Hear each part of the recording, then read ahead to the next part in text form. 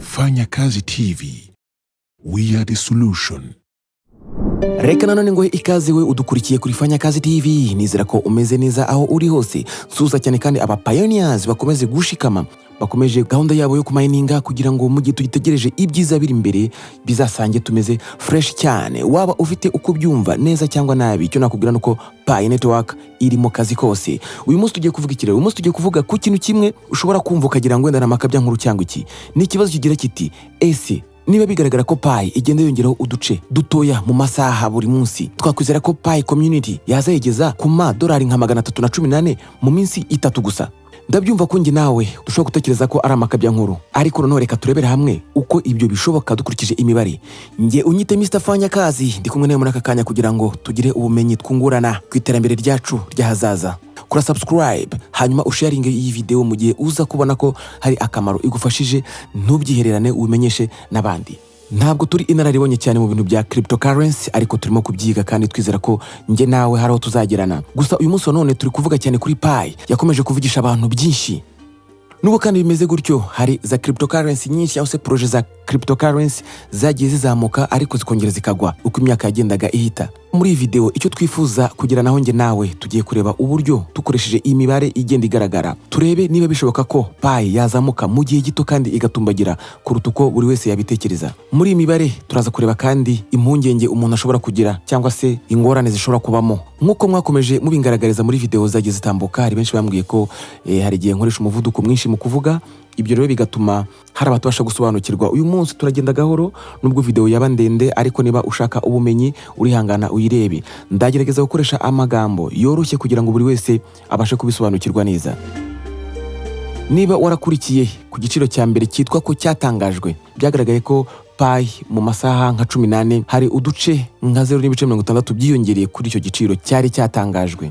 Ariko nyamara ukurikije ayo masaha n'ibyo bice bitoya byiyongereyeho, bigaragara ko bikomeje gutyo Pi yazagera ku giciro kidasanzwe.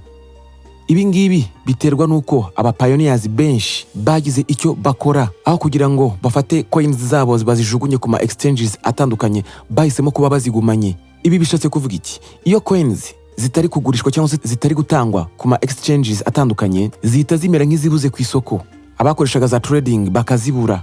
Hanyuma rero ibingibi nk'uko twese tubizi, iyo ibintu bigemurwa ku isoko bibaye bikeya kandi ababikeneye bakiri benshi, bigenda gute? Igiciro cyabyo kirazamuka. Ariyo mpamvu dukomeza kugirwa inama yo kuba tubitse Pi zacu, tureke kuzitanga, bityo uko zikenerwa ku isoko niko igiciro cyazo kizakomeza kuzamuka. Iki ariko ni igitekerezo, ntabwo ari itegeko. Buri muntu aributswa ko afite uburenganzira bwo gukoresha Pi ze uko abyifuza. Ariko noneho hari ikibazo gikomeye umuntu ari buze kwibaza. Niba koko uko kuzamuka kwa Pi gahoro gahoro gukomeje kwiyongera, byazashoboka ko Pi imwe yazagira ku $318 cyangwa se kurenzaho mu minsi 3. Mureke turebe dukurikije imibare ku bantu bayikunda cyangwa se kubayize, dukurikije imibare igaragazwa n'ibimaze iminsi mike bitambuka. Turebe uko ibyo ngibyo bizagira ingaruka ku bantu bakomeje kwibikaho Pi zabo. Pi Network bakubwira ko atari indi crypto project, ahubwo yo yubakiye ku mbaraga z'abayikoresha cyangwa se ku mbaraga z'abagize uwo muryango mugari. Kuri uyu munsi none tuvugana, Pi igeze ku bayikoresha barenga 70,000,000 ku isi hose, aribo bitwa pioneers. Tekereza aba bantu barenga 70,000,000 bafashe umwanzuro wo kudahita bagurisha coins zabo, ahubwo bagahitamo gukoresha coins zabo muri Pi ecosystem, bari kugura cyangwa bagurisha, gukora ibindi bikorwa by'imikoranabuhanga, cyangwa se bagahitamo kuzigumana bakazibikaho bitewe n'uko bizeye uyu mushinga. Ibi ngibi biragaragaza uburyo byaba ari imbaraga cyangwa se ikintu cyiza mu gihe aba pioneers bose bahisemo kuba bibitseho coins zabo. Byagenda bite? Reka dufate urugero. Ibaze nk'iduka cyangwa se supermarket igurisha mangoes gusa cyangwa se apples. Tekereza abahinzi bizo mbuto baramutse bahisemo kutazitanga, nyamara muri supermarket abantu baza ku bwinshi bashaka izo mbuto. Nibaza bazasanga izo mbuto zisigaye muri supermarket ari nke cyane. Izo rero nkeya zizaba zisigaye bitewe nuko nyiri supermarket abona ko zikenewe, azarushaho kuzihenda. Muri iyi siro ya cryptocurrency, uko kubura kwa coins ushobora gutuma agaciro k'iyo coin kazamuka mu buryo budasanzwe. Reka noneho twinjire mu mibare. Reka duhere ku giciro cy'ibice 60, no kuvuga 0.60.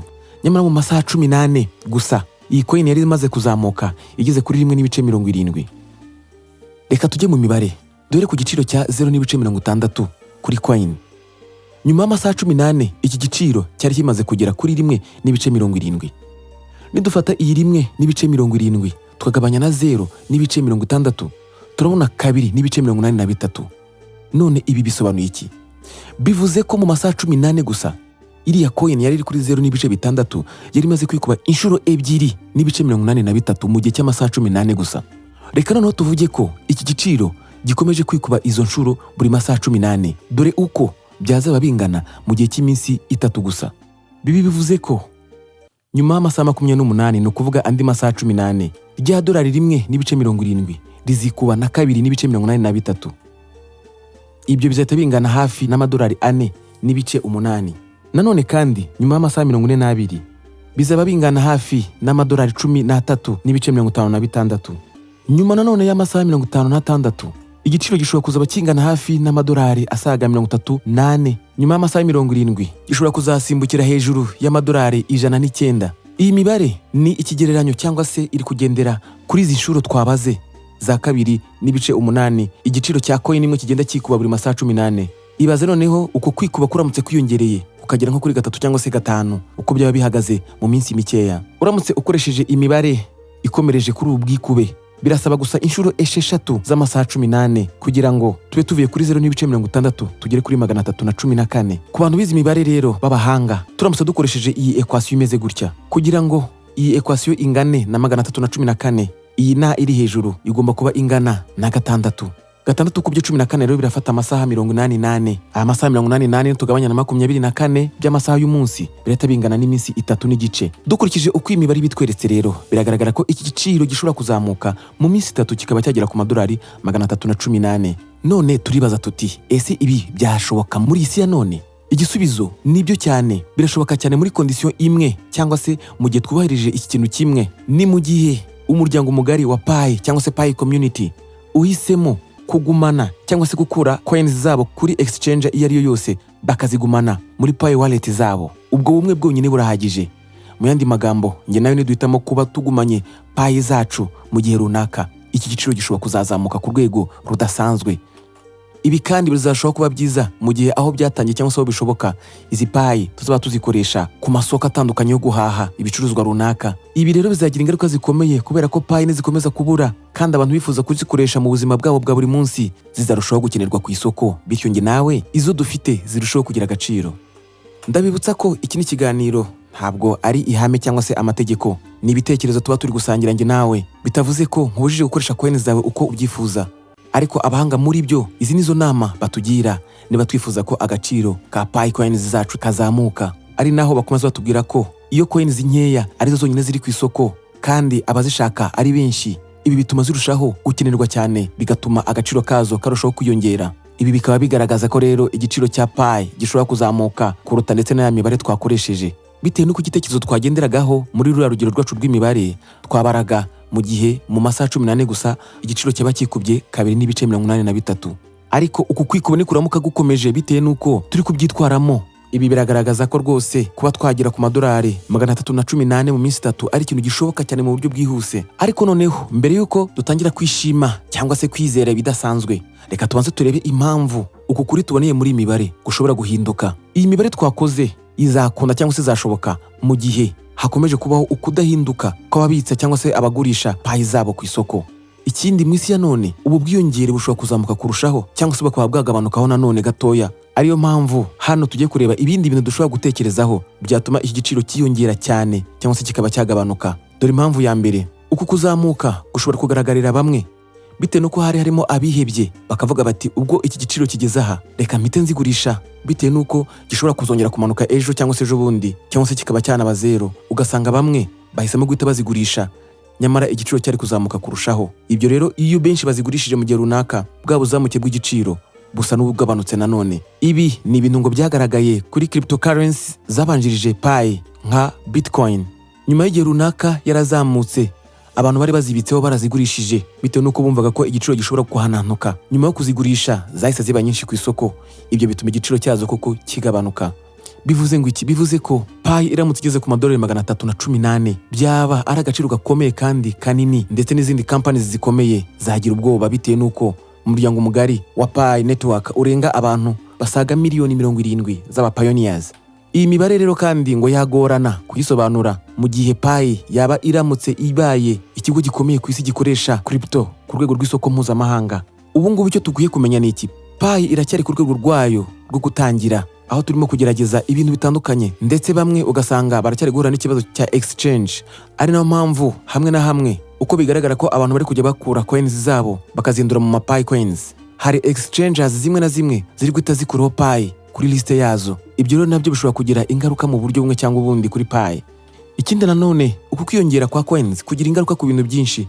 Ari nayo mpamvu hamwe na hamwe hari usanga leta zigenda zibyinjiramo iyo zibonye nka crypto runaka iri kuzamuka, bitewe nuko ibishobora kugira ingaruka runaka ku bukungu bw'igihugu. Aho usanga hari hamwe na hamwe leta zishaka gusa nizihagarika iyo crypto cyangwa se zigashyiraho amategeko asa n'agoranye. Ibyo byose rero biri mu bishobora kugira ingaruka ku giciro kizamuka cy'iyo coin, bitewe nuko bamwe bashobora kugira impungenge z'uko leta yabo ishobora kuyihagarika ku isoko. Ibyo bikabatera kuba bahita bagurisha coins zabo bihuse cyangwa se bahubutse. Nkuko twabibonye rero, uko igaragara cyane ku isoko ni nako igiciro cyayo kigabanuka, kandi nanone uko ibura ku isoko niko kirushaho kwiyongera. Ibi bishatse kuvuga ko kugira ngo Pi izatsinde cyangwa se igume ku rwego rukomeye, kiriya giciro twabonye mu mibare kigere hariya mu minsi 3 cyangwa se kinarengeho, birayisaba ko igomba kuba ifite strong foundation cyangwa se iba yubakiye ku kintu gikomeye. Dore icyo Pi ikeneye muri isi ya none ya crypto, Pi irasabwa ko irenga kuba coin yo gutradinga, ahubwo igomba gukoreshwa muri transaction za buri munsi cyangwa se ihererekanya ry'ifaranga umunsi ku munsi, aho abantu bazaba babasha kugura ibintu ndetse bakaba banakoherezanya amafaranga bakoresheje Pi. Uko rero izagenda ikoreshwa kenshi ni nako abayikenera ku isoko bazagenda nabo bayikenera, ni nako kandi igiciro cyayo kizakomeza kuzamuka. Ari nayo mpamvu rero ecosystem isabwa ko hazabaho gukomeza korohereza abantu kugira ngo iyi application ya Pi irusheho korohera buri wese uyikoresha. Ari nayo mpamvu aba developers cyangwa se abahanga mu bya technology nibakomeza gukora application zitandukanye zigenda zikorana na Pi nka OKX ndetse n'izindi. Ibi bizatuma Pi ikoreshwa cyane, bitume irushaho kugira imbaraga. Ukwihangana rero kw'imbaga y'abantu basaga miliyoni 70 bakoresha Pi niko kuzatuma iki giciro cya Pi kizamuka kigatumbagira. Niba buri muntu wese ahisemo kugurisha Pi ze ku giciro gitoya cyangwa se ku giciro yikanze ko cyazamutse, ibi bizatuma kitarengaho kiri ndetse gishobora kuba cyasubira inyuma. Uko tuzakomeza kwibikaho Pi zacu cyangwa se tuzikoresha mu buryo bwa ecosystem aho bikunda cyangwa se aho byatangiye gukora, aha ndavuga muri bwa buryo bwo kuba wajya kugura ikintu ukoresheje Pi cyangwa se ukakigurisha ukoresheje Pi. Ibi bizagaragaza ko Pi iri mu kazi iri gukora ku rwego rw'isi kandi ruhambaye, abantu benshi bazifuza kuyikoresha, hanyuma bityo irushaho kugira agaciro. Ibi kandi bizatuma iba nka stable currency cyangwa se ifaranga ry'ikoranabuhanga rishikamye rihagaze neza. Ikiro tugomba kwibuka, proje nini zishaka gukura no gukomera zisaba igihe kirekire kugira ngo ziyubake kandi zirebe imbogamizi izo arizo zose zahura nazo hakiri kare, zizitegure mu buryo bwose bushoboka.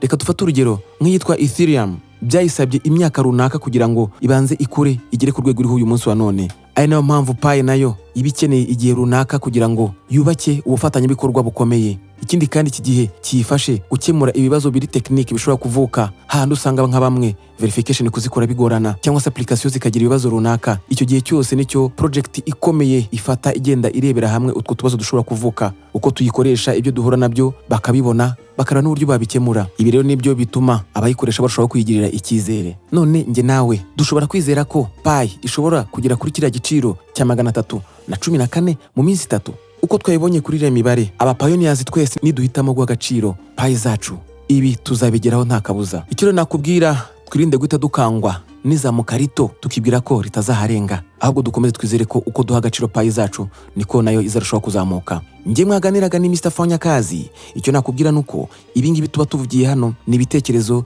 ndetse n'ubushakashatsi buba bwakozwe. Nawe ufite uburenganzira bwo kugira ikindi warenzaho, kugira icyo utubwira muri comments. Ntabwo turi hano nk'abavugizi cyangwa se abakozi ba Pi Network, ariko turi hano kugira ngo ubumenyi tugize, amakuru mashya tumenye tuyabagezeho. Nongera gusaba buri wese utanga igitekerezo kurinda gukoresha imvugo mbi cyangwa se amagambo atari meza. Angaha tuhahurira turi benshi, gutanga igitekerezo cyawe byaba byiza kurushaho, ariko ubonye igitekerezo cyawe ntacyo kiri bumarira abandi aho gutukana wabireka. Turabakunda, dukomeze tugumane, maze mu minsi iri imbere tuzaba turi mu buryohe bw'ibyishimo. Stay in touch.